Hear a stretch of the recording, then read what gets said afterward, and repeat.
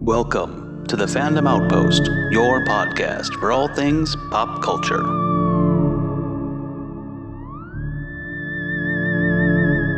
Welcome, everybody, to the Fandom Outpost. It's an episode today that my co-host Jim and I were talking about, and both had seen this movie, and we thought we'd love to kind of get into it and talk about it. So let me introduce our co-host here, Jim. Hi. How you doing Good. today? How are you, Bob? All right. Yep. I'm pretty excited about this movie that we wanted to talk about, Late Night with the Devil. You had seen it first and mentioned that you were going to see it, and then I went right away to go see it like the next day because I really wanted to catch this one. It's one of those movies that I didn't watch any trailers on. You know, so I've been doing that lately, where I just don't want to watch anything about something because they tell you a lot. Maybe this one didn't. No, this one did a good job of kind of dancing around. They saved the good bits for the film. And but most trailers these days, the art of the movie trailer is certainly lost. It seems like it gives most things away, but that's a topic for another time. Seems that, the bigger the movie, the more they give away. Yeah, they sure do. And this is a little movie, right? It's a little independent movie. Yeah, so the synopsis is kind of set up as a little bit of a documentary and showing some, I'm not necessarily sure if it was considered lost footage or just footage that hasn't been shown since the incident. It takes place on Halloween night. It's a late night TV show with a host played by David Dasmalchian. Friend of the pod.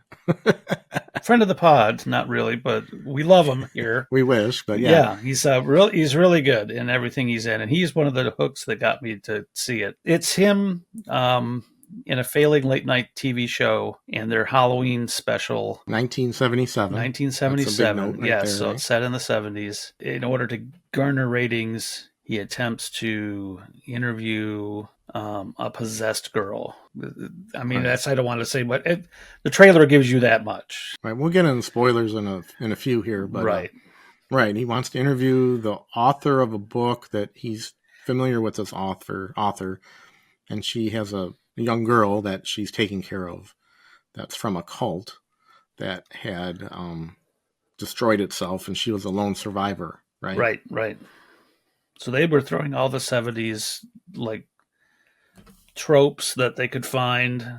Kind of, they wove it in there nicely. They hit on a lot of things. The film kind of takes you through the last episode of this Halloween special. So Right, on the late night talk show.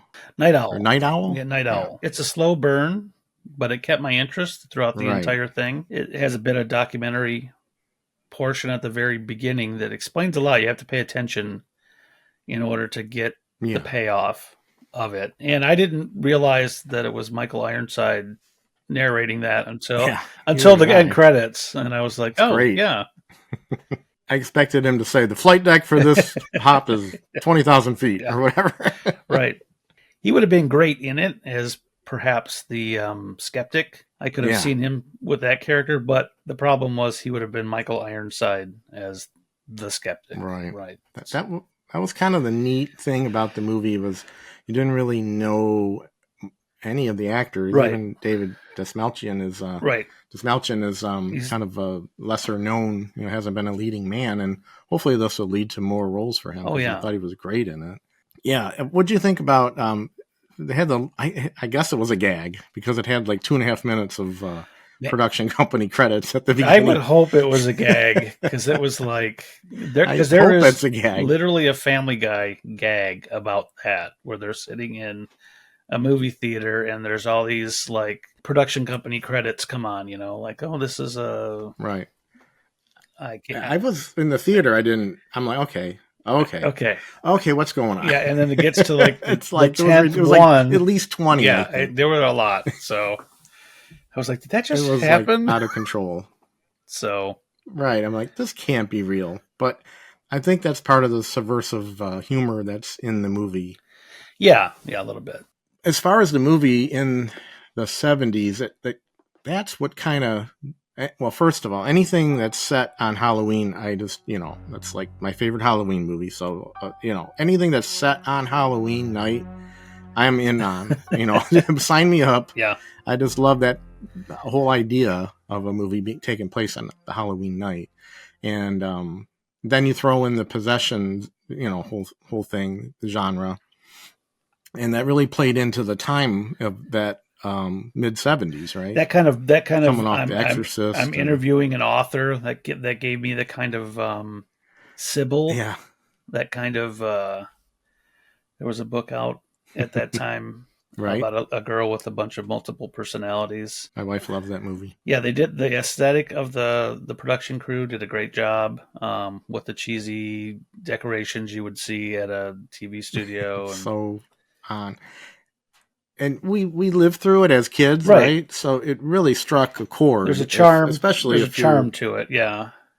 Of that kind of old geezers like us, but I mean, who were kids in the 70s. It's the kind of show that would be on at midnight, when there was only 3 channels or 4 channels. But it had that feel. You're right. That's also what struck me was the you knew kind of what was going to happen, but you didn't know exactly how it was going to unfold, right? Or right, and you just waiting for that to happen. And the slow burn aspect of it really built up. It's not a very big cast, right? There's only maybe as far as main characters, there's probably 6 or 8 characters. 6 or 8 characters that are main. They have all the tropes of a late night TV show. There's the host, there's the band, there's the announcer guy. I guess he would be not quite the Ed McMahon sitting next to you, but the more of the Paul Schaefer without being the sidekick is probably his best. Described the butt of all the jokes for the late night talk show host. Smelchin plays Jack Delroy. Get into some of these characters real quick. Jack's the lead character, the host of the show. Like you said, he has had a rough ride to try to beat out Johnny Carson in the late night ratings wars. Part of his background story at the beginning is the weird, I don't know if you want to, well, it is a cult. Within the documentary portion of it where they're describing who he is and how he came to be and whatnot, they talk about here's some mysteries of his life, and he's part of this men's club that meets out in the woods, and and it's very secretive and like a secret society, the Grove. So it's based on the Bohemian Grove, and if you're familiar with that, or if you're not familiar with it, you can look up 1,000. I'm sure there's 1,000 things on it, but that's where they say the elite meet. I mean, it's a real place. It's the camp for rich and powerful men. Camp for rich and powerful men that meet once a year. And there's like a big owl statue, which they have ritual mystery surrounds, ceremonies going on at this camp. So the owl plays prominently into that. So without saying it's that. The cult where the girl comes from reminded me a little bit of the satanic panic type of thing that was going on during the late 70s and early 80s. And that stemmed from like the Manson murders, right? Right. As soon as the Manson murders happen, and there's a gentleman by the name of Anton LaVey comes around, and I think he's in San Francisco. He claims to be the big, I'm the big Satanist and whatnot. But that was a thing, there was all. When we were growing up, you had to be careful because the lyrics in your rock records, if you played them backwards, they could be summoning the devil or whatnot. That's true. So maybe they did. Perhaps they did. So who can tell? Little did we know. Yeah. So Jack basically, is trying to find any way possible to become popular, and you start to kind of put it together when his wife, who's also a rather famous actress at the time, becomes ill with cancer and lung cancer and is a non-smoker. So you're starting to like, oh, what's up with that? Yeah. And she passes away after a highly rated show that he had her on as a guest. Right. Unfortunately for her to pass away like a week later, he goes into a bit of a reclusion and then comes back and with this Halloween idea for the episode of his show with the author and her subject, the young girl. Yeah. Right. So I hope we made that clear at least. And you're basically watching the show as it unfolds, taped as a piece, right? A piece of history, right? But there are also black and white, what they call behind the scenes footage, that kind of helps the story be told a little fleshed out, right? Of what's going on with the characters when they're not on TV, live TV, right? The other characters that would show up on our show would be guests like the Mentalist. Well, the Skeptic, I know people have compared him to James Randi. Yes, the Skeptic is very James Randi-like. The Mentalist is very, like the guy who bends spoons and, Oh, right. Very paranormal related. Very John Edwards. I can come into the audience and I can, someone here is sensing, I'm sensing someone. Right. There's someone with an A. It was a very 70s thing. Right. Yeah. All that. Right. All the spirituality, psychic stuff was big in the 70s, very big. So you start to put together that Jack, our main character, has probably made some type of Faustian deal, yes, right, to become popular. But you don't know what it was, what that will be, and what will be the cost. Yes, and that's kind of the whole catch, right? Right. To this, as you're kind of piecing it together as you're watching it. So now we can get into a little bit of spoiler land. It's funny because you kind of know the basic beats of the story going in. They kind of lay it out for you, but you're the interested in is how is it going to get there, I guess. So, right. And that's the part that I found interesting. So I have a ghost at my house. I hear that. I can hear it creaking. It is creaking. The old creaking house. Are we going to enter spoiler territory? If anyone who doesn't want to be spoiled can either jump ahead maybe 5-10 minutes or whatever, and we'll just kind of talk about what happens and what the deal is with Jack's sudden rise to fame. Yes. It comes down to peculiar things happening in the studio slowly as we progress through the story, through the episode of the show. It culminates with him bringing on the author, who's this woman, June Ross Mitchell. And she's the author of a book, Conversations with the Devil. And that is about this young girl, Lily, who's probably 13, 14, something like that. Mm-hmm. And she had been part of that cult who worshipped Abraxas, I believe, is the I think that's what they were, type of devil creature yep. being that they worshipped, right? Mm-hmm. And again, they burn the place down. She's the sole survivor, and this June takes her in under her wing to kind of take care of her. I don't know what exactly, but she's become her guardian. So you kind of walk the line of whether or not she's exploiting her or caring for her a little bit. We kind of she brings her on the show. I think it had benevolent reasons at first. Yes, I think. And then she was kind of like, maybe this isn't a good idea. Right. And the skeptic kind of is partly there to egg her on. Oh, you're full of baloney, and you don't. Correct. None of this is true, and what you say can never be real, and so that is an undercurrent of skepticism that pushes her forward to I'll show them. Feel like she has to prove something. Correct. And Jack kind of pushes her over the ledge, oh, I need this, I need her to be on, and this and that. So they kind of coax her into doing I don't know if you call it a seance or what, but to bring out the possession inside young Lily, who's the young girl. And that's where things start to go off the rails not in a good way. Right. In the movie, with the possession occurring on stage. And it's well, like you said, there's some tropes that have been played out before, but it's still interesting. I thought it was entertaining. Some interesting aspects of it. Yeah, for certain. It's not a lot of new material that you're going to get from this possession story, but it's in the context of the show that you're watching, and you're feeling like you're watching something that happened in history, fictional, but it's still. That's what the catch is. That's what the interest for me was. Yeah, absolutely. The sidekick character, all throughout the show, he's like, this isn't a good... He's kind of the voice of reason, saying this isn't a really good idea. We shouldn't be doing this.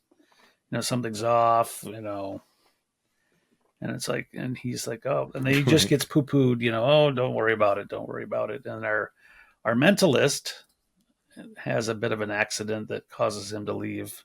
Some weird occurrences with him, who was the first guest. Right, our first guest. So, Christou, he comes on and he's, does some mumbo jumbo on the audience, and then the debunker guy comes in later and he kind of debunks that. Puts him down. But he also mentions, there's a person, was it an unmarried person, a man who's lost or something like that, or unmarried man with a ring with a ring on, which pertains to Jack, our host, and a nickname of someone named Minnie. Yes, and a nickname.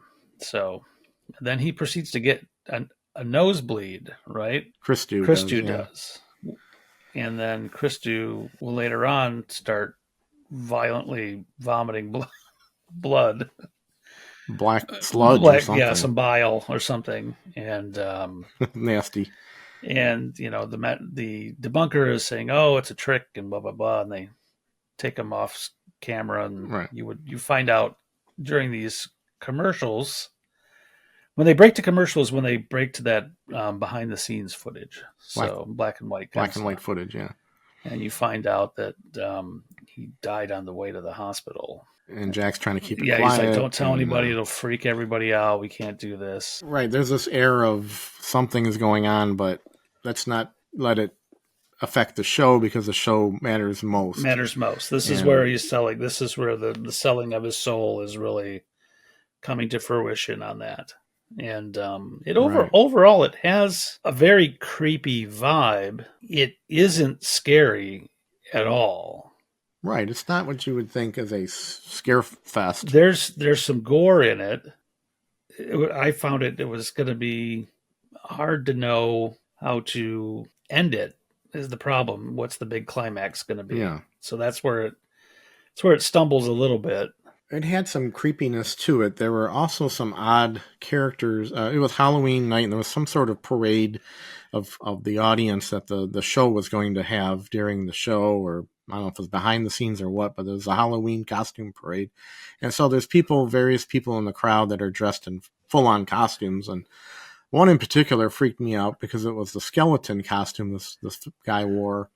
And he's just kind of like sitting there, just sat there very through the whole still. thing, and he doesn't react, does a little bit of clapping, and you're like, what is up with him? And there's a devil guy, there's a Frankenstein mask, so you're like, there's something weird going on in the crowd too. You just didn't know what was happening, right? So I thought that was kind of fun too. But then the contacting of the devil, speaking with the devil late night, he kind of exposes Jack a little bit.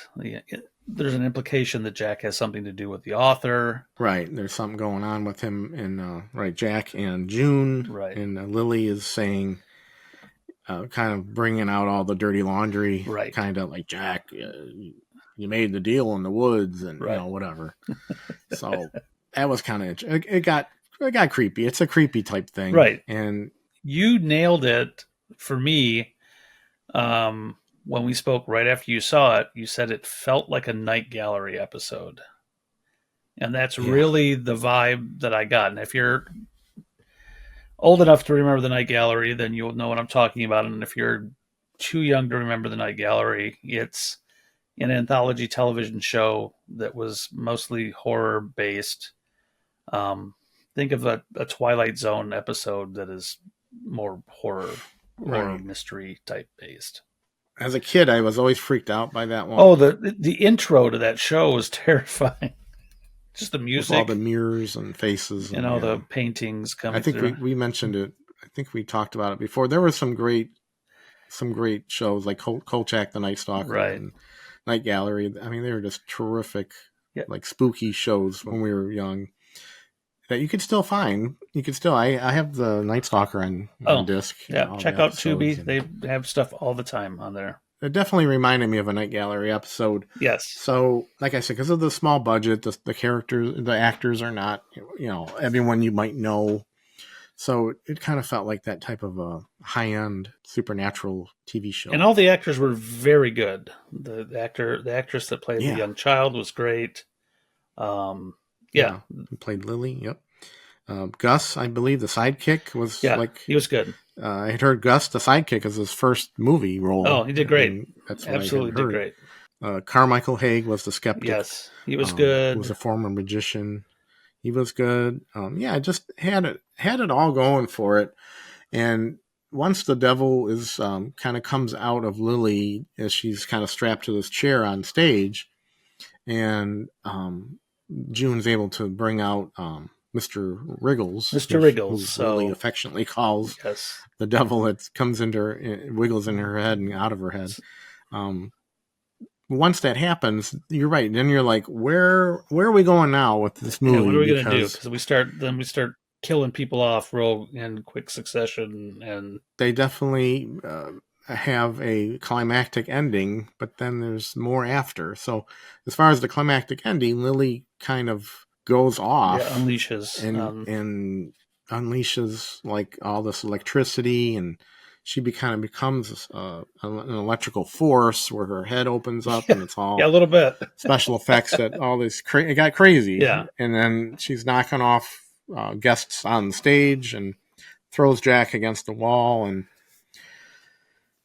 taking care of everybody. Right. The crowd's running out. And then after that, there's like this weird like dream sequence or something. Yes, it turns into a dream that sequence. Jack has that kind of explains. Right, kind of goes to his dead wife or his dying wife, and then like the people from the Grove kind of start to appear. Start coming in around him. Right, they all start to come in around him, say, "Oh, welcome, welcome. This is what you wanted. This is what you sold your soul for. So we're here to collect," kind of a thing. And then he sees his wife. They have a discussion, and she's laying in bed. She looks terrible, and she's about ready to die. And she says, "I'm in pain. Can you release me from all this pain?" He sees she points to the dagger. He takes the dagger, and he stabs his wife to put her out of pain. But then we kind of cut back to the stage of the show, and the dagger's in Lily, the young girl. Right. She's the only one left with him, and he's left alone on the stage with sirens in front of the TV cameras and are rolling and whatnot. So, and it all comes to the conclusion that he got his fame, but he's going to go to jail, and that's the end of his career, and it's the last episode ever. Right. So it's it kind of pays off for us viewers, but not for poor Jack. Not for poor Jack.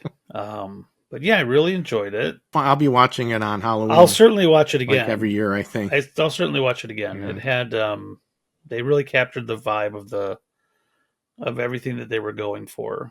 I had taken my daughter and her friend to see it, and they were like real nervous. It was going to be real scary, and they kind of walked out and they were like, yeah, because it didn't.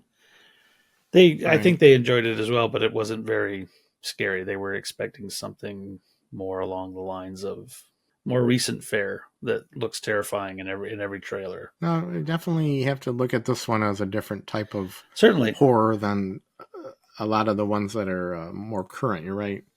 So as far as comparisons to other, found footage film, I did a little deep dive because I started noticing that a lot of them I've seen. So I'm like, I guess I do like these found footage type movies. And there's kind of two different categories I put them in, I guess, is more of the docu-series presentation, and then the straight on, the viewer, are watching it go down.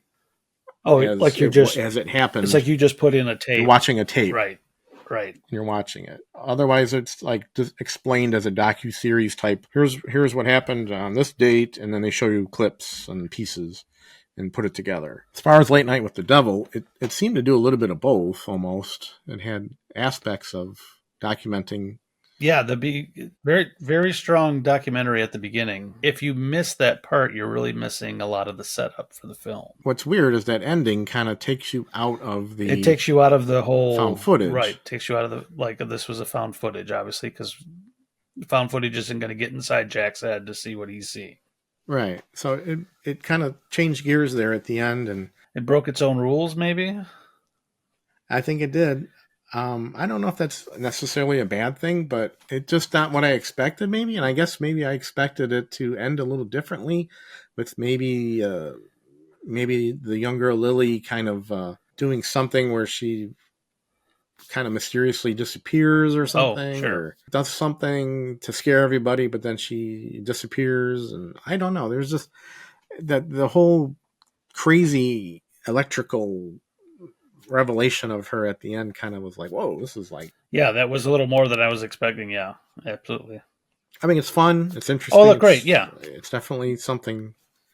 I'm not going to criticize it, but I just thought it was not what I was expecting. But so as far as in history, reviews I've heard on this film are comparing certain aspects of it to Ghostwatch, which is a British film from it was a TV show, I believe. Yeah, it was like a made-for-TV. It aired on television. 1992, and it was on AMC Plus. It has a little trial, and I thought I'm going to jump in, check that out. And Late Night with the Devil was on it too, so I could show my wife, because I really wanted her to see it. And Ghostwatch was on there, and it was interesting.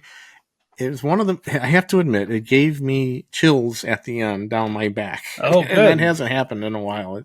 Yeah, so I'm like, okay, it passed the test. I've heard that was a super big deal for people in the UK, especially because from what I think I've read, it seems like they were it was a Halloween night. It's airing on Halloween. And throughout the week, they were just kind of advertising it like it was like a special, like a TV special. Like it was oh, hey, we're going to visit London's most haunted house. Catch us live on Halloween. The way it's set up is that people thought they were tuning into a live television program, right? Right. And it looks, it's almost like if you see it, it definitely has that feel from the 90s of those shows where they're kind of bouncing around to the reporter in the studio with the phone bank, and let's go out live to the Sarah in the house. Oh, I hear you. What's going on? It's bouncing around like a news show, like a Dateline or whatever, in the U.S. But it's a slow burn, and it has some creepy things that build into the story, and then it has a little cool, interesting payoff. I found it fascinating for 1992. Yeah, I'm definitely really interested in seeing that. I've only heard great stuff about that. I'd recommend that one. The one before that was like in 1988. It was called the McPherson Tape, and that's on another streaming service, a free one. So I was able to kind of check that one out. That one's only like an hour long, and it's about a family in a house that... Is this where they're the aliens? Having a birthday party. Yep, and it has the aliens. I've seen that advertised as well, right? Yeah, that one's interesting, and that's real. I would say that one... There was something about that why it didn't come out. There's some weird story behind it, but it was 1988. So I'm like, God, that one's even before the Ghostwatch. 58 minutes or 62 minutes, or it's short, but it's really raw, and it's just like someone's playing a VHS tape of one of the brothers recording the birthday party and recording a birthday party, and something happens outside. They go out and they see a spaceship with like aliens, and then they run back, and then something happens and mayhem ensues at the house.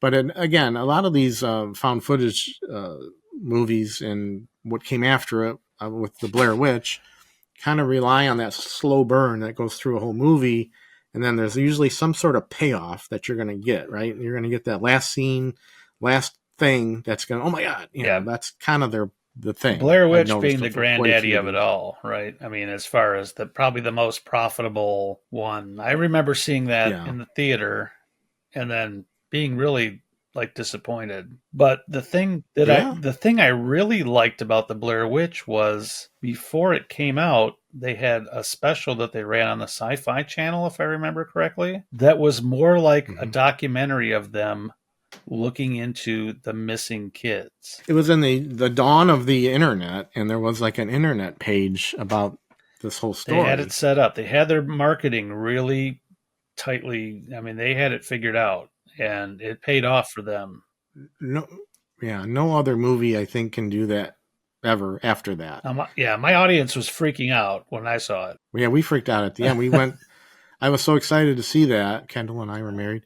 We went to see it in Royal Oak, and it was opening night, full packed house. Oh, there was an energy. And you get to that end scene in the basement, and it was like it goes down, and you're like, oh my God, everyone was freaked out. And at the time, you're like, you really didn't know if it was real or not. Right. I mean, it sounds dumb nowadays. I know, it sounds ridiculous. But in 1999, you just didn't know what was going on. So what comes after that? Paranormal Activity, the whole series. The series comes after spawned that. From the first one. 2007, Paranormal Activity.